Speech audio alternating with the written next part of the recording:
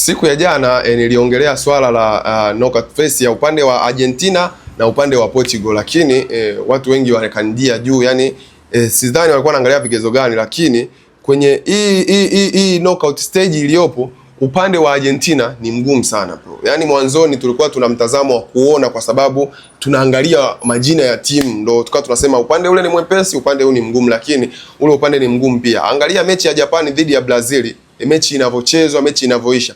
Angalia mechi ya Argentina na Cape Verde. Bro, pale unasemaje kwamba timu zile ni nyepesi? Yani kule Argentina anapita sehemu nyepesi. Bro, ubora wa timu hauunganishi tu majina. Yani kwamba eti timu ina jina kubwa ndo ubora wake, bro. Leo utaona kabisa kwamba kwenye kombe la dunia la msimu hakuna timu ndogo. Yani timu ndogo hamna kabisa. Angalia mchezo wa Mexico na England. Bro, ile knockout ya kule ni ngumu pia. Yani the way tu tutaongelea upande wa huko, sababu yapo majina makubwa ya wachezaji, lakini ule upande pia timu zinajituma. Yani timu zinacheza haze timu, kwa sababu kule timu nyingi hazina wachezaji ambao ni master. Kwa hiyo yani zinacheza kwa kujituma.